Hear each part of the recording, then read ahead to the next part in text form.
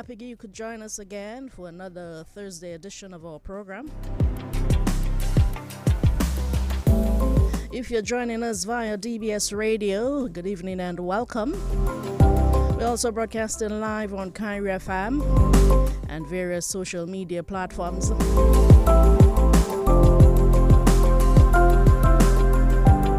This is your 1 hour opportunity every Thursday to get familiar with your government ministers, government officials, doing the work of the country on your behalf, each and every one of you.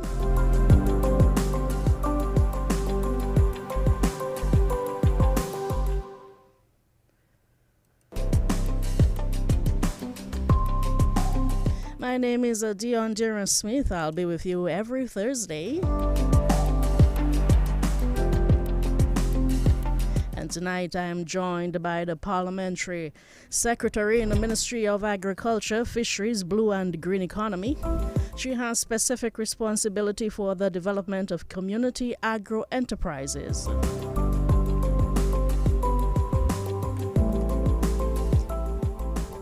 She is also the parliamentary representative for the Paybush constituency. And she is the youngest parliamentarian in Dominica's history. Her name is Honorable Lakia Joseph. Honorable Joseph, good evening to you and welcome to Focus on Government and Development. Good evening, Mrs. Durand, and thank you very much for having me this evening. And, well, I must say good evening to the wonderful, caring, and loving people of the Paybush constituency from Paybush, Anzime, and Solda, Benz, Kalibishi, and to my constituents all over the country and all over the Caribbean and the world. Good evening to you, wherever you're listening or looking at us from. Good evening, and I am here to speak to you and with you. Mm-hmm. I like that. I like the fact that you say you're here to speak with your constituents, with our listeners, and not at them or to them. That's a good start. So, Lakia, and I'm sorry if I call you Lakia. It's fine. Lakia is fine. The familiarity. It's fine. Honorable Joseph, I've been taking this opportunity to get to know our new ministers better. So let's start by describing yourself and telling us a little bit about your background, especially to those of us who may not be so familiar with you. Okay, so my name is Lakia Joseph, and when you see me, it's fine to call me Miss Joseph or Lakia. A lot of people are familiar with me before I got into the political arena. And just a little background, I hail from the beautiful community of Benz. I was raised by my grandparents, and my mom does not reside in Dominica, but we have a very, very tight-knit relationship. Big up to my mom. I know that she's listening and she's very proud. But I came from a very humble background, an agricultural background, I should say. My grandfather still engages in agriculture on a domestic level, and I'm very proud of him for that. He's in his 70s, and if you see him, a very warm and kind and quiet young man. I'll say young man because he doesn't look his age at all, and he still engages in agriculture. And before politics, I was very involved in my community. At some point, I received a number of awards. I was named the Youth Champion for Gender Equality and Women Empowerment in 2017. And then I got the Queen's Young Leaders Award in 2018. And I founded a non-profit organization in 2015 called Golden Opportunities, where I seek to help students in their education by seeking scholarship opportunities, donating school supplies, carrying out projects and programs at schools, just to engage and to assist students who are underprivileged, because I at some point was in that same predicament where I probably did not know where my next meal was coming from sometimes, and I probably did not have the necessary tools and the resources that I needed to succeed at school. But praise Jesus, I always had what I needed, and my community raised me, and I must thank each and every one of them for that. My teachers especially, who, when I was going down the drain, I was going astray, they really kept me on track and they kept me grounded. And I did really well at school. I graduated the Dominica State College, and then I went on to university. I worked with a number of international organizations like Samaritan's Purse, PAHO, UNDP, Israel Aid, and just name it. And I have just been doing my thing. And I am a person, and my grandmother will tell you that. And she always says that if you don't know what Lakeyia is doing, you will never know. Like, if you don't see her, you will never know, because I prefer do what I have to do and nobody notices. And I will never ever speak on it until I am requested, or I am told to do so. So that is just me in a nutshell. I am 24 years old. I actually got into politics at 23, and let me just take this opportunity to thank the Honorable Prime Minister Roosevelt Skerrit for affording me the opportunity to serve, and to serve well, and as well as my constituents, my family and friends who've always supported me wholeheartedly. And it's been a journey, but this is Lakia Joseph, and I think you'll hear a little more from me as we go along, and Ms. Jura will get the information out of me, I'm sure. Certainly, you've just told us that you're 24 years old, so that means you hold a distinction of being the youngest elected parliamentarian in Dominica's history. Mm-hmm. What does that mean to you, and what do you think it represents for other young people like you who are looking to carve their own space as young professionals within our society? Yeah, I think it simply means that anything and everything is possible once you put your mind to it. I mean, there are so many things that I have accomplished, and I did not think twice. I mean, sometimes you tell yourself that probably you cannot do it, but you will not know if you cannot do it until you do it, you know? And so I don't think it takes anything from us. Matter of fact, it even benefits us more when we take risks and we take chances and we bet on ourselves. As a young person, I have always betted on. Nobody had to bet on me. Like, nobody had to say, I am putting $100,000 on the line because I don't believe she can do it, or I believe she can do it. Nobody had to do that for me. I did it all by myself. And when I say all by myself, nobody had to tell me to do certain things. Nobody had to tell me not to do certain things. You don't decide what I do and what I don't do, especially when it's positivity. Mm-hmm. Like, I don't think twice whenever I engage myself in certain things that I know will benefit others, will be a blessing to somebody else, and what will propel me into the future. I didn't think twice about going into politics. To be very honest, to a certain extent, my plan was to actually go back to university in January. But I got the opportunity to serve and to represent and to speak up for my people, and I had no reservations for that. I got an award from the Queen, not even expecting anything. I did what I had to do from 2015, even before that. And I got an award from the Queen in 2018. I got a chance to eat and drink and speak to her, you know, because of the work that I did and because of certain things that I engaged in. And I went to England all by myself. I've never gone so far before. Right. And you think that go-getter attitude, that positive attitude, is something that young people can take inspiration from? Of course. Just do it. Don't be afraid. There are a lot of people who are going to tell you, probably you're too young, or it's not the time, or probably that's not what you should be getting yourself into. But you know what you want. And it's very important for us as young people to know what we want. Because if you don't know what you want, somebody else will know what you want for you.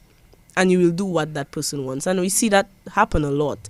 Some persons, they don't chase their dreams. They don't do what they're really interested in. They don't have goals and aspirations because they are basically someone else is the mirror. So they see themselves in someone else, or someone else sees themselves in them. And that's not so much of a good thing. Don't get me wrong, take advice, but ensure that whatever advice that not all advice is good advice. Just ensure that whatever you get engaged in, it's going to make a difference in the world, and it's going to make you happy. And that's all that matters at the end of the day. You would appreciate that because of your age as a young parliamentarian, a young government official, that many young people in our country see you as a potential voice, that's somebody who can represent their interests. Is this a role that you embrace? Certainly. And when it comes to my young people, when it comes to us as young people, I have no reservations. I have experienced what it's like to be a young person who feel like they don't have a voice, and to a certain extent not having anybody to speak up for them. And I have come to a point, or I am currently in a place where I have a very powerful voice. And I will take the opportunity to speak up and to speak up for and to speak for my young people, because I'm going to sit at tables where nobody is going to speak up for young people. And it's the reality, and it's happened. Because they don't know how we feel. They don't know what we want. They don't know when we want it, how we want it, why we want it. And they will speak from their point of view. But have you thought about what the young people actually want, what the youth actually thinks, or what they want to say? And I'm willing to take up that role wholeheartedly. And I have. And I don't regret it, not one bit. All right. So, Ms. Joseph, being thrust so suddenly into the political limelight and into your new role as a parliamentary secretary, how have you adjusted to these new responsibilities? Because I assume it's very different. It's been very different for you since December. Yes. One of the main things for me is my trust in God. And I have, from a very young age, understood that God directs everything that goes on in my life. And I have entrusted him with everything that goes on, and he has allowed me to just be directed by everything that's going on in my life. And so I try my best to lean on him first. I pray a lot, and prayer is important. And as young people, we tend to deviate from what is actually important, and our spiritual life is very important, no matter what deity or what supreme being that you believe in, if you believe in God or not, or whatever it is. Spiritually, you need to be directed by something, and whatever that thing is, you just stick to it. And so I try my best not to get overwhelmed. The first 100 days in office can be overwhelming, and probably for the next 4-6 months, it's the period where new parliamentarians and persons who just entering into the arena may feel overwhelmed, and they may feel exasperated, or whatever the case is, if that's a word. But I have learned to not get overwhelmed. I have found mentors. I ask a lot of questions. I ensure that I know the culture of the government system, of the culture of the party that I represent, the culture of my constituents, the culture of this, the culture of that, so that I can maneuver easily and effectively, and I can perform my duties efficiently. Most importantly, I take care of my mind and my body. I don't joke by that. Like, I ensure that I am sane every single day, and it can be very easy to lose your sanity. Like, you deal with all types of people, you go all kinds of places, and you experience so many different things, emotions, and I'm so passionate about what I do. I don't even feel like I'm going to work every day. Like, I go to my office and I don't feel like I'm working, because it's something that I'm very passionate about. I'm passionate about people. I'm passionate about politics. I'm passionate about serving. And I have just held it down, and God has done what he had to do. and I'm just rolling with the waves. Can you speak about the kind of support, and you spoke about mentors earlier, the kind of support you've received from the more senior members of your team, including the Prime Minister, For sure. as you wet your feet during sure. those initial months? For sure.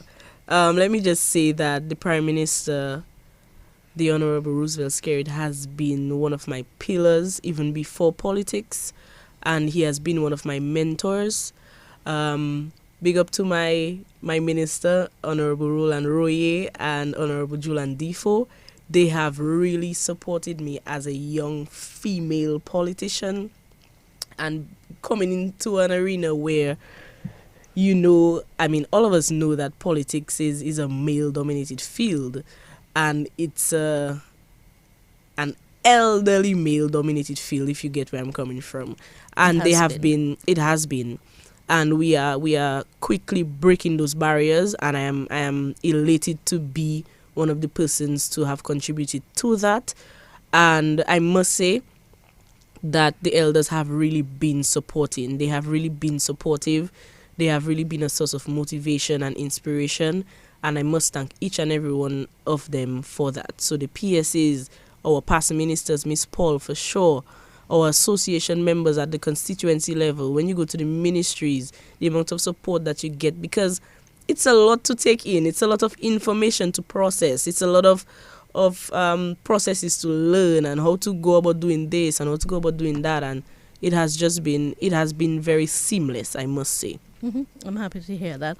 And I'm happy to hear that you're so willing to learn, having recognized that you are new to this and you would need to learn the structure of the government system. So that's encouraging in itself. Before you entered politics, you were doing quite well, building your small business, Nature Blends. I am curious how that has prepared you for your new functions to provide support for micro and small agro-enterprises. Yeah, I think the main thing is that I have experienced it firsthand, what it's like to start up and try to maintain a very small agro-enterprise and business in general. And so it makes it much easier for me to be able to relate to these people, because I know exactly what it's like to struggle in this business. And I basically built my business from scratch, from the ground up. And I had just about 900 US on my account, and I tell this story all the time. I had just about 900 US on my account when I decided, I was forced out of Trinidad and Tobago while I was at school to come back to Dominica, and my grandfather offered me about 300 pounds of turmeric that he dug for someone, and the huckster could not come for it because of the COVID situation. And I just decided to make coconut turmeric powder. And then I messed up more than half of it trying to get it right, because I didn't have the money, I didn't have the machinery, I didn't have the experience. And I finally made it happen. And right now, I have one of the most premium turmeric powders on the market. And then I went into coconut oil and then castor oil, and then I started making this concoction that is one of my most popular and effective products to this date. And so I know what it's like to maneuver the business environment from the ground up. And I have been making progress. I have assisted a lot of businesses along the way before politics, in the agro-enterprises and in the small businesses. And I still continue to do that because I understand what it's like to not have the necessary resources to try and make something happen. I made something happen, and I will continue to make things happen, and I will ensure that every single young person and every single agro-entrepreneur in Dominica make things happen, because we have work to do. We have a $700 million target to meet and surpass, and I am here for it, and I'm here to lend my contribution to that. Of course, that's a perfect segue into the meat of our discussion. But out of curiosity, have you been able to sustain your business even with your segue into politics? Yes, I have. Before politics, I have put a contingency plan in place for continuity if I had to travel or I had to go back to school or whatever it is, because businesses reach a certain point where it cannot be 100% dependent on the owner.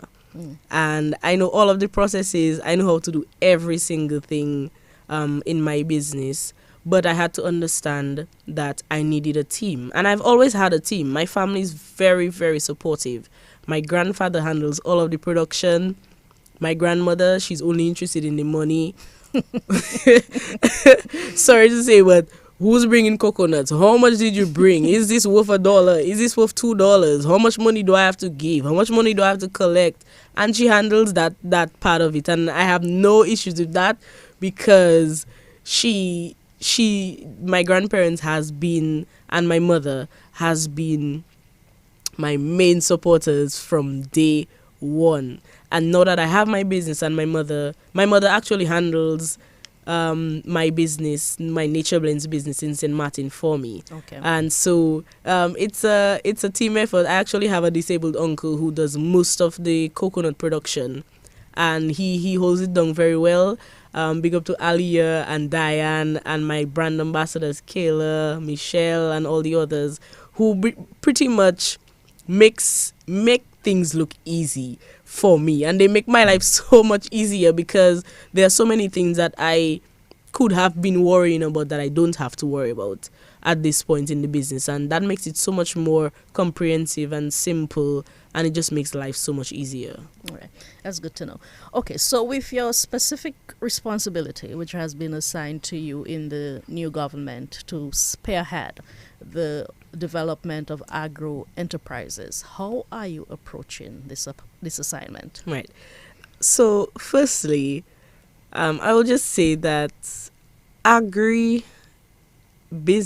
or agro-enterprises or agripreneurship, we did not, and I say we because I am an agro-processor myself, and I say we did not have a space at the Ministry of Agriculture before. We did not have anybody responsible specifically for that sector.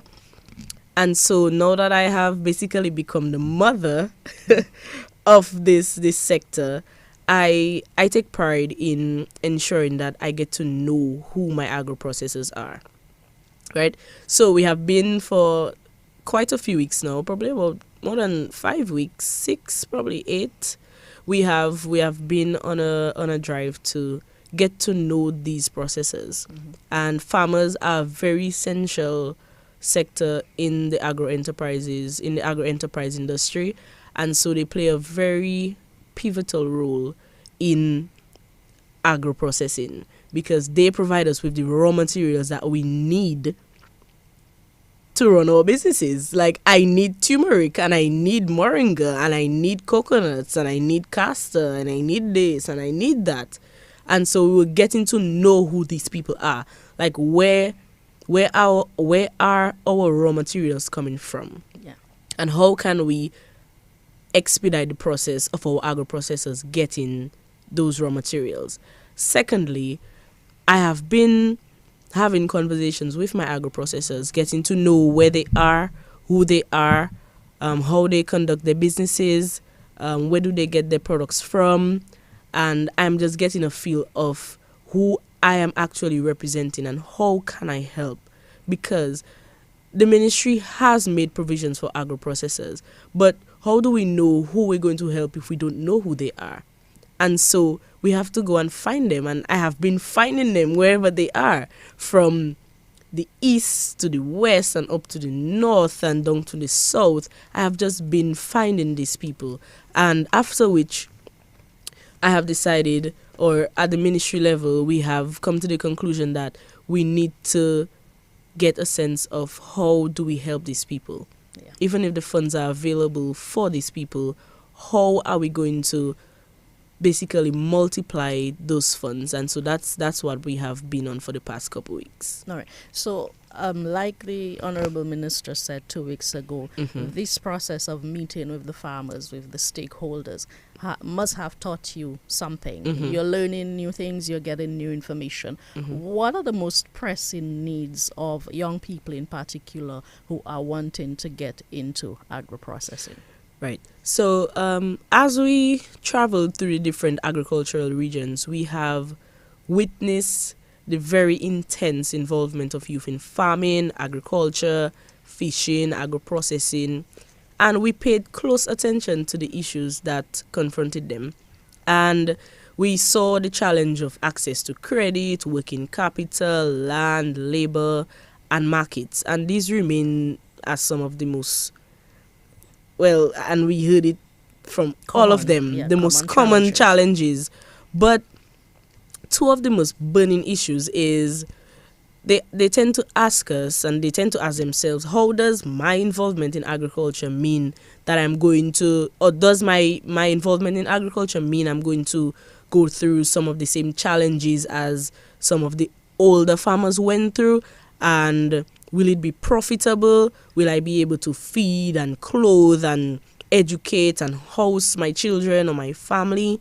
And secondly, what specialized tools, technologies, techniques, and training can I actually access to allow me to be more efficient and effective and sustainable? And how is this agriculture going to look sexy, if that's a word I can use? It's definitely a word. Yeah, yes. Like how are you going to make agriculture sexy for people like us? Yes. Attractive. Mm-hmm. And we've used sexy on the farm because, it sounds a little better than, but to be politically correct, how is it going to be more attractive? The sexy term is politically correct, because for young people, it has to be, it has to be something that they wish to get involved in. Exactly. That's what we mean when we say that. Exactly. So that's two of the main issues that we have seen. Is it profitable?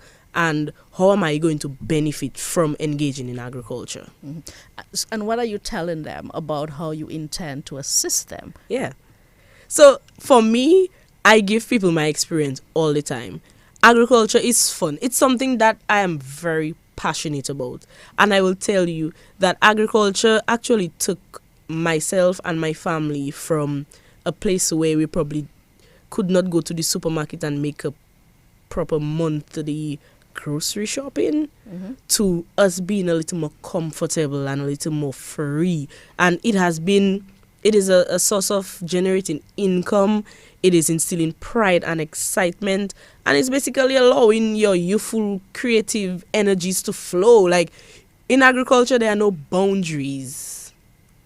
Anything you want to do in agriculture, you can do it. You can go into hydroponics, aquaponics, you can go into agro-processing, you can go into pepper planting, you can make it yours. There are no boundaries. And so whenever I tell them that, they tend to ask themselves, what am I waiting for to engage in agriculture? Mm-hmm. That kind of thing.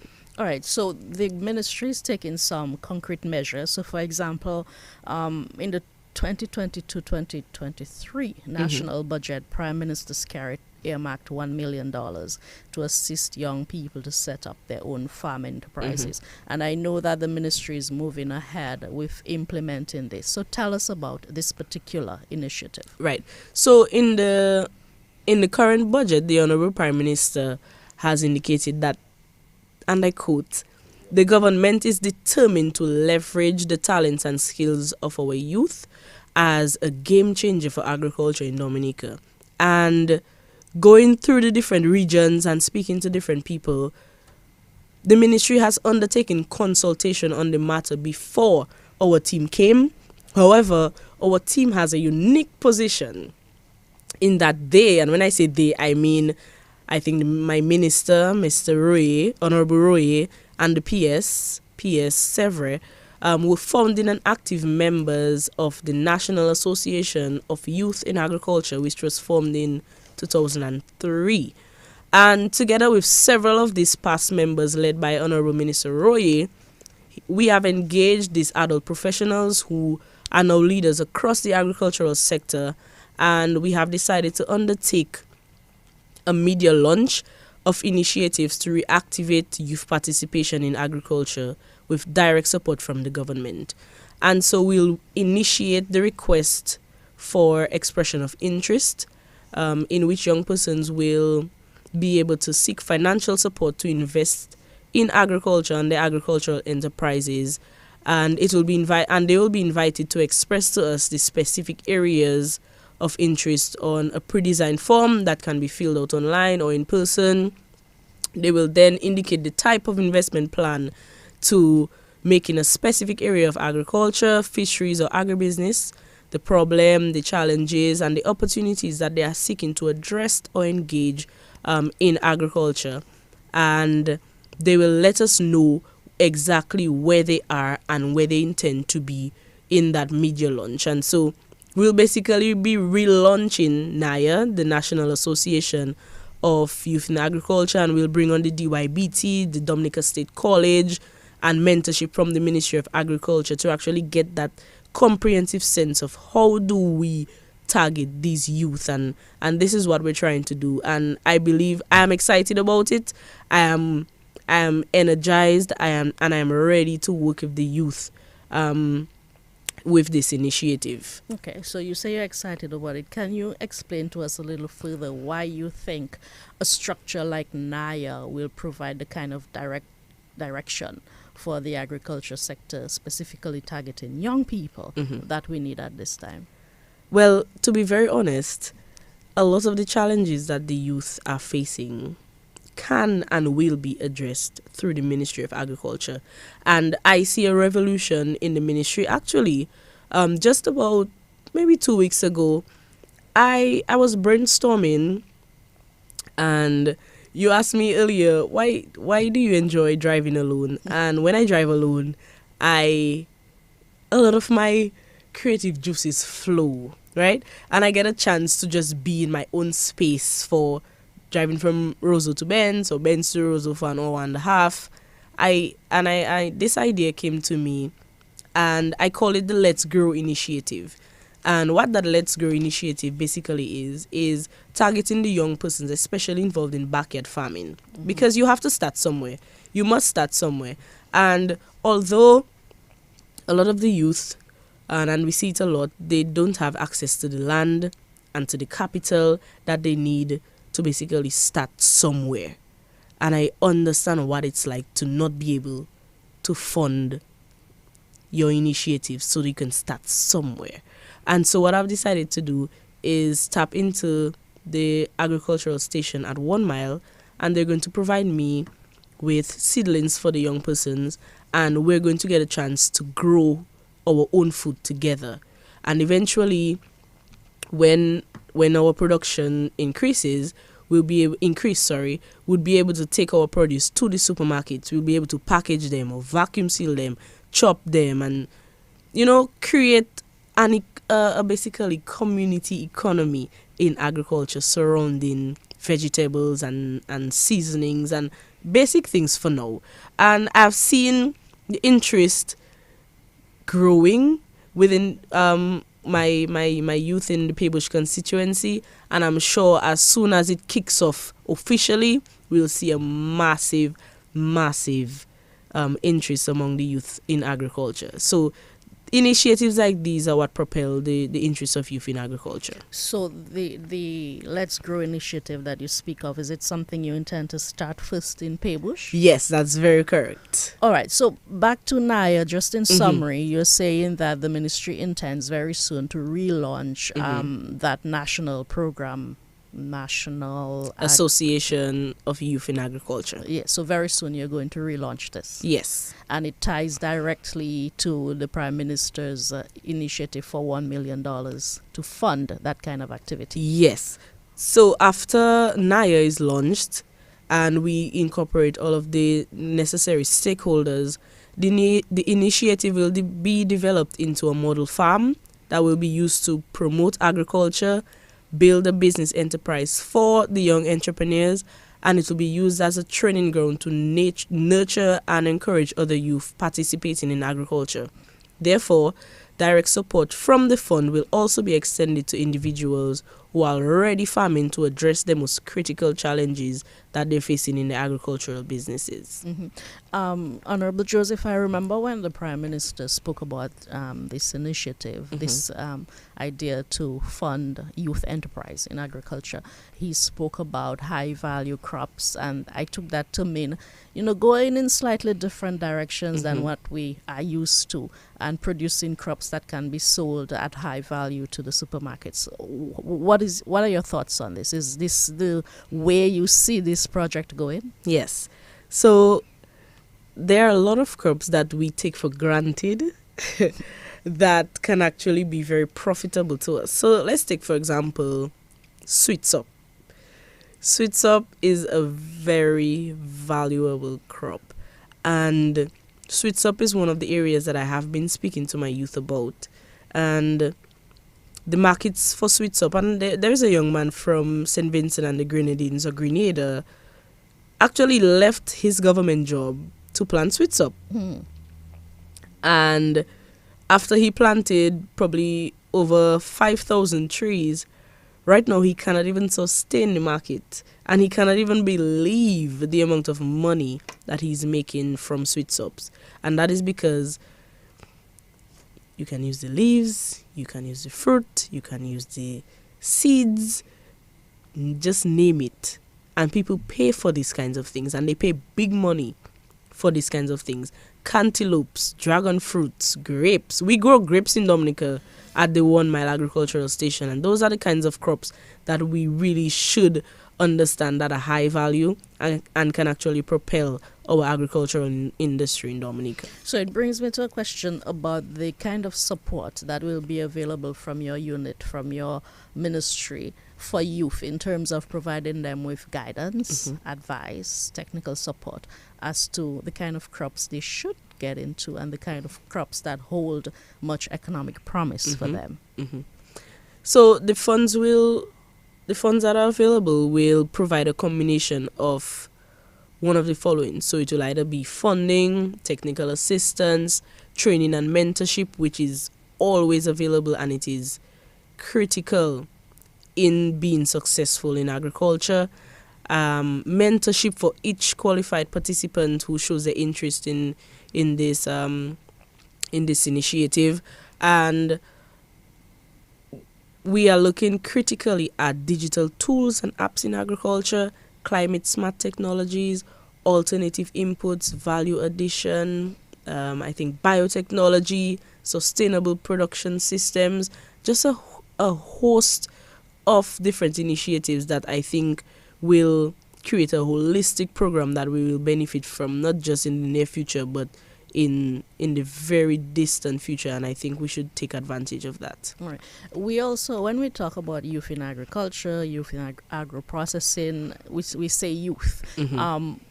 Have you thought very carefully about who will qualify for these programs that you speak of? I know you speak about Naya, and I guess they would have to register and that kind of thing. But when we talk about the people we are targeting, who exactly are we speaking about? We are targeting everybody who is interested in getting involved or who is currently involved in agriculture. And we have 3 categories. We have the junior, comprises of persons up to 17 years old, adolescents youth from 18 to 24, and young adults between 25 and 35 years of age. And obviously we'll have some persons above the age of 35, and they can qualify because at the end of the day we have realized that there are persons over 35 who does not really fall in the bracket of youth, but they're probably 36, they're 37, they're 38, and they are contributing to the agricultural industry. And these people will be given some level of consideration as it relates to Naya. And they will be able to both benefit and provide support for the program as well. Brilliant.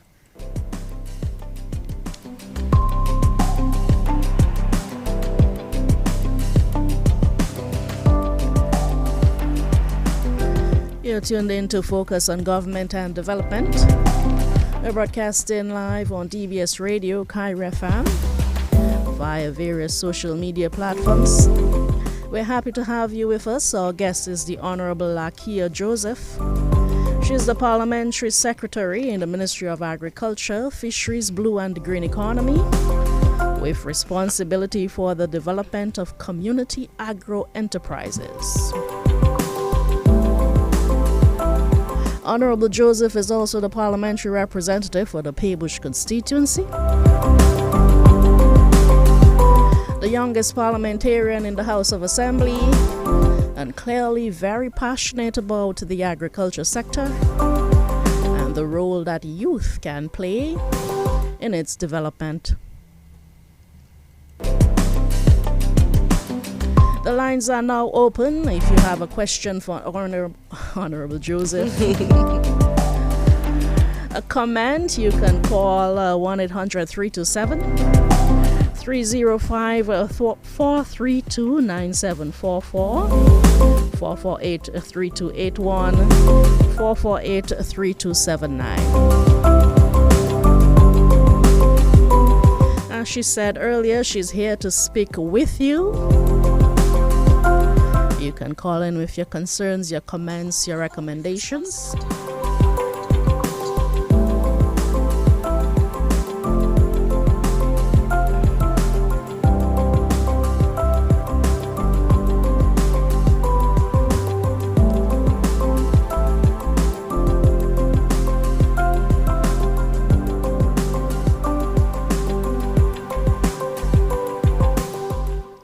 Honorable Joseph, earlier you spoke to us about the extensive consultations, meetings you've had with young agro-processors. I'm thinking of the likes of Linvor Ambo from Salisbury, even JD's Naturals, and these people who are clearly making the guy from Dailies who does the peppers, these kinds of people. Big G's, yes, who are clearly making big moves in agro-processing. Have you considered collaborating with them, tapping into their minds and their resources, Very much so. Mapping a way forward for the industry? Yeah, and actually, one of the plans that I had or have in the very near future, I think before the launch of Naya, is to bring all of these people together. Because I've had conversations with some of them individually, even before all of this came about. And I've had a sense of where they are, what they think, where they want to be, how they're operating, what are some of their challenges.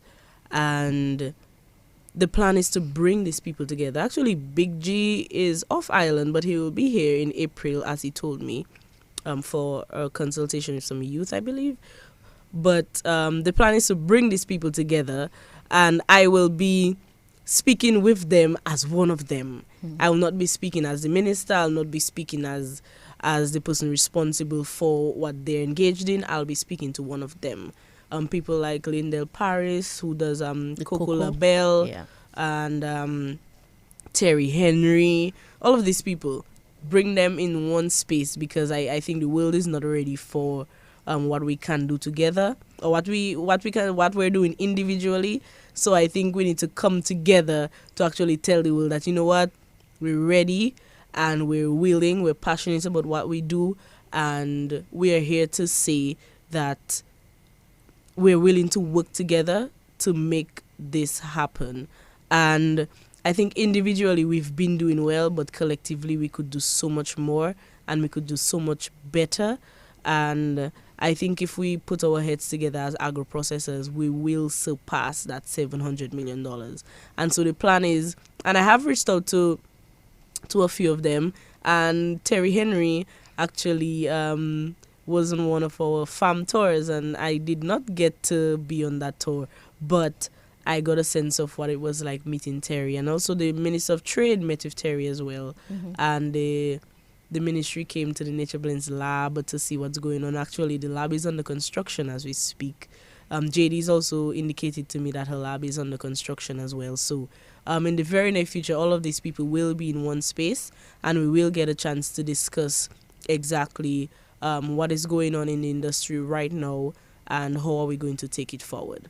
And I believe it's going to be very, very informative. I certainly look forward to that. And I also like the fact that you have, for the second time, mentioned the Prime Minister's target of $700 million we contribution. Must stress. We must yes, stress to on GDP that. by 2030. How do you see your little niche within the Ministry of Agriculture contributing to that target? The strategy to realize our national target of 700, and I've added 1 million to that. So I always say 701 million, because I believe we'll surpass the 700 million. To contribute to the agricultural sector, to GDP, we must ensure that we have greater numbers of active farmers, fishers, and agro-business and agro-processors to increase production on a wider scale.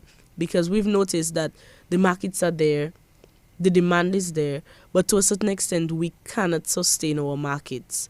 And I believe to a certain extent is because of our capacity, and if we focus a little more on having more persons actively involved. So for me, if I could get 5 times the amount of coconuts I'm getting right now every day, I will gladly accept it.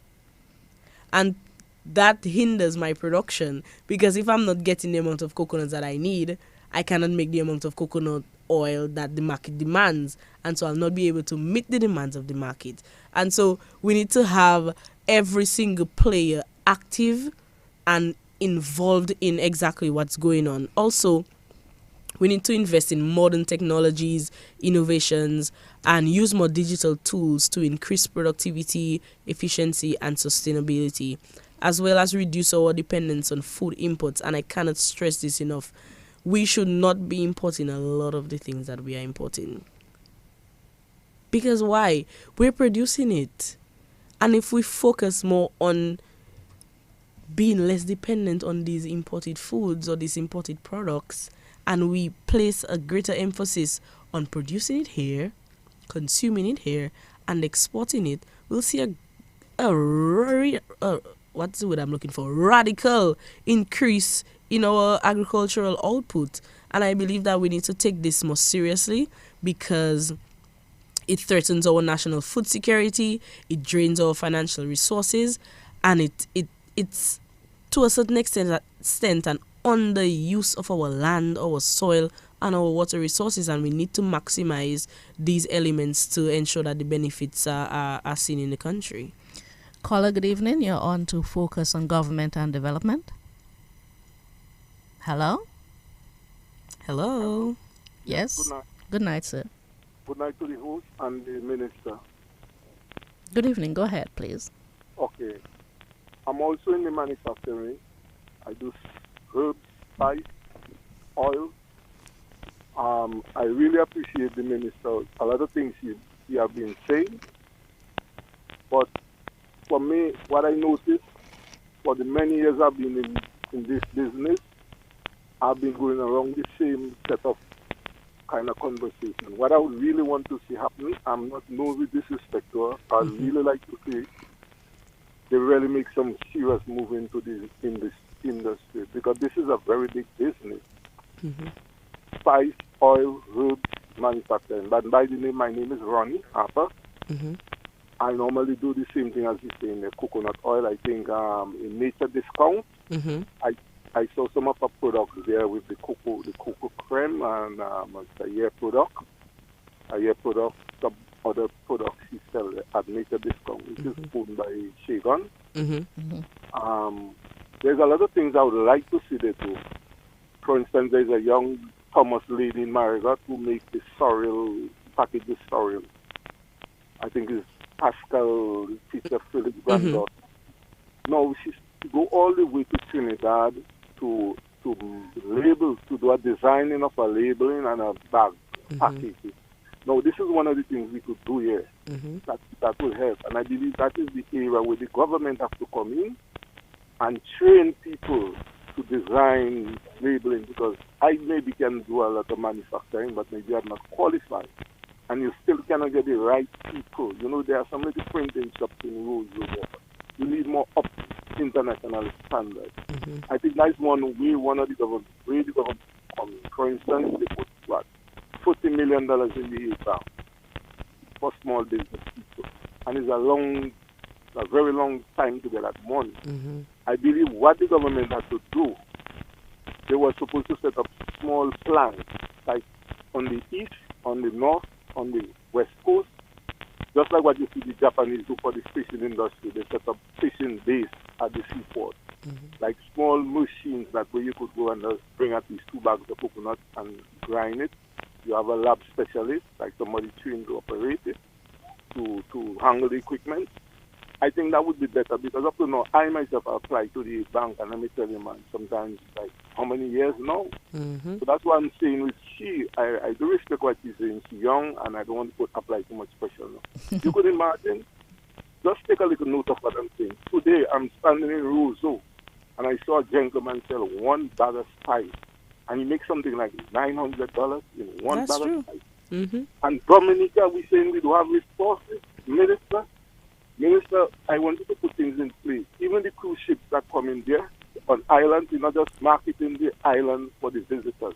We're supposed to be selling a lot of herb spice to these ships, like to cook.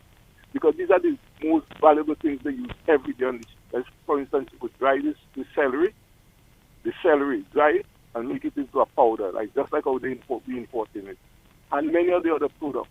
So those are the things I want to be on a broader level, and the area I would really like to see they put a strength in is to get people to help the small business people to do recording, their accounts, dates, their international branding. Like if you have to go to America, what kind of label you have to put back code, FAO standard. That's the area these small business people have a weakness. Because I just supply Jody, I give Jody some of the raw materials, like some of the, like where we see the powder, the product she doesn't need, Jody. I give her some of this product. Right. Like the oil. I don't want to take too much of your program. But Yeah, it's okay. I really want us to take in, And I That agree. business That Grenada is making millions a year in the price. Mm-hmm. Have a good night. Thank you, sir. Thank you very, very much for that. And I totally agree with you. And I have noticed that we need to pay closer attention to the nitty-gritties, because we have good products and we have persons making great strides in agro-processing and in agriculture, but when it comes to marketing and labeling and packaging, especially packaging, we lack in those areas. And when I started my business, I had to take it upon myself to create my own logo and my own labels and decide how I'm going to package my products, because I literally had no one to do it for me. And there was no one who was going to sit and take all of my sketches and all my drafts and all my crazy ideas and basically put it into something that I actually wanted to see. Because in an interview recently with Finance Focus, I noticed that a lot of agro-processors and a lot of persons in agriculture don't look at the business as a real business. So whenever opportunities come by, they cannot apply for a grant because they haven't been taking records. They haven't been taking notes of what their expenses are and what their income is and stuff like that. And so I believe we need to start from the lowest level up to the highest. People need to be trained, educated, and they have to understand that agriculture is big business. And whenever you are involved in anything from the farm to the production to the packaging, you need to take it very seriously, and it's actually a business. And you can make some big, good money from that. We'll take this final call before we wind up our program. Caller, good evening. Okay, I'm already late. Good evening to you, Miss Dion. Hello. Dear Smith, and your host, my girl, Respect, the youngest parliamentarian in Dominica. Big up you. I love girl. Let me tell you, your village is my village, you know. I'm from Maho, but your village is my village. It's me that know. People, hey, boy, plaza, money, bo, Samila. Yeah, but let me tell you something, my girl. Mm-hmm. I'm listening to you there tonight. And from February up to this day, I've been only getting positive vibes, hearing positive things on the radio, and having positive dreams and a lot of positiveness. And what you're saying there, my girl, I want to support you 121% 121 on that, because you're right on target. Yeah, man. And I want to say that, you see me, my first involvement in commerce and selling, we had a cooperative called the Island Craft Cooperative. You with me? Mm-hmm. Listening. And we sold a tea set made only out of coconut. The big water jug, the milk, the milk jug, the sugar bowl, the saucers, and teacups. Everything was from coconut shell, and we sold that to Barbados. Because we were shipping things to Barbados, and we sold a tea set to Barbados. And the Barbados government took that tea set made from Dominica and gave it as a gift to a government of another country. And all they did to it was to add, because we had no branding on it, add made in Barbados. Yes. My girl, I telling you see what you see in there? Right now, I tried to get in touch with the Minister of Agriculture, not the present one, first one, because I've been trying to get in touch with a lot of people. I tried to get in touch with Solid Waste, because you know why? I have an idea, and I see in a place. You see what you're talking about there in terms of everything we're doing, in terms of Jody and the Aloes and all them people. We can put all those things in one place. And when we put it in one place, we will be utilizing local resources, and we can take it all the way from fishing. We can make fish emulsion, we can make fertilizer, we can make everything, medicine, everything. And I even have the vision of where it can be located in Dominica. So my young girl, all I want to tell you tonight, they don't know my number, they don't know me, they know my voice. Yes, and she can tell you who. We need to talk. We need to talk. Because some of the old people, our problem in Dominica, some people, when an idea come out, depending on where the idea come from, they give it no consideration. All right. And I can tell you that, and I know that. But if you are willing, you're on the right track. Yeah, man. I would like to talk to you personally. Sure. Thank you. Sure. Thank you, No problem caller. at all. Thank you.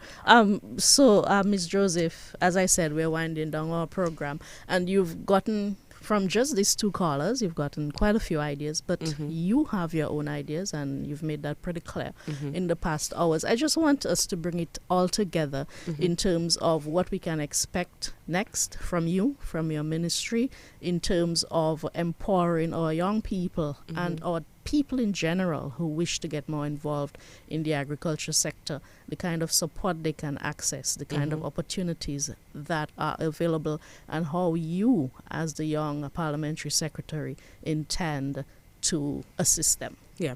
So I've recognized, and my team and I, the government as a whole, have recognized that there are many constraints in production and marketing of agricultural products, and that this represents the lowest end for generating revenue and building profitability in agricultural enterprises in Dominica. And so my vision and our vision as a team therefore lies in creating an environment in which youth participation in agriculture is rewarding, it is encouraging, and it is profitable, with the capacity to generate income that can sustain their livelihoods and increase the level of investment for growth and development in the agricultural sector in Dominica. And it goes far beyond making coconut tablet or making coconut oil. As the young man said, every single product can be transferred into a byproduct from coconuts. So at Nature Blends, we use the shell to make coconut charcoal, the food to make coconut oil. We also do crafts. We use the pash for animal feed, fertilizer, whatever it is. And I am willing to instill that level of innovation and creativity in youth, because the possibilities, as I said, in agriculture, it is endless. And if I have to go down that road with you tonight, Mrs. Dura Smith, we will not leave the studio this evening. And so I don't wish to splurge all of my ideas and what my vision is in detail, but all I will say is that I am willing to take this agricultural sector to the next level. It's my responsibility. We are already taking it to the next level because Jody is creating all kinds of things. To be honest, Nature Blends has gone from creating coconut oil to make one of the best hair oils that you can find on the market right now. And through the youth, we seek to increase the adoption of modern tools, equipment, small machinery and techniques, the best practices. And I'm elated to lead this charge and have heard of many young persons in Dominica who are pursuing value addition, and the government and the ministry will provide the guidance, the support, the finances, And I, in particular, want to highlight the small group of agripreneurs from my constituency that is building and have built a business, like the Cassava Man and many others who are doing carrot oil and avocado oil and coconut treats and all of these things. And I just want to say big up to them and just know that I'm right behind you. I am here to support you, and not just the people in my constituency, but every single agripreneur and agro-processor across the island. And I see you, I know you, and I just want to let you know that I am here. We are here to support you, and we are here to do whatever it takes to see you succeed and for us to reach that goal of $701 million. Mm-hmm. Honorable Joseph, this is not meant to be a one-off thing. You know, as you continue with your plans and programs, we would like to invite you back when the time is right to speak about the initiatives within the sector, because our objective is to map the process and more so to keep our listeners or citizens engaged and informed about the work that is going on within the various ministries. So we certainly look forward to speaking with you again. Of course, if there's any initiative that you wish to keep us abreast of, you just call us. One thing I wanted to just be clear on before we leave, the launch of Naya. Do you have a date for that? Yes, so it is actually March 31st, the last day of March, and it will be a media launch. The venue, I think, is not concreted as yet, but all the information will be available, and we will provide the public with the necessary information that they need. So yes, Naya will be launched on March 31st. I am positive about it. Only if I'm sick or dead or something comes up that we absolutely cannot have it on that day, then the date will be changed. But for now, it's not tentative. It is concrete that on March 31st, Naya will be launched. We look forward to hearing much more about that. I wish you a safe journey home to Ben's. An hour and a half, you tell me? Yes, it takes you to get home? All right, so do drive safely, and thank you so much for joining us. Thank you very much, and thank you everyone for the support. Thank you for listening, and continue to tune in to Focus on Government and Development as the government keeps you informed about what is happening on a ministerial level and the government level as a whole. So thank you everyone for listening. I think I should ask you to do an advert for this program. Sure, I'll be happy to. Thank you so much. You're most welcome. All right. As you heard from the Honorable Minister, this program is all about you, keeping you informed, keeping you up to date. We look forward to you joining us next week, Thursday, for another Focus on Government and Development. Our guest was Honorable Lakia Joseph, the Parliamentary Secretary in the Ministry of Agriculture, Fisheries, Blue and Green Economy. My name is Dion Smith. Do have yourselves a good evening.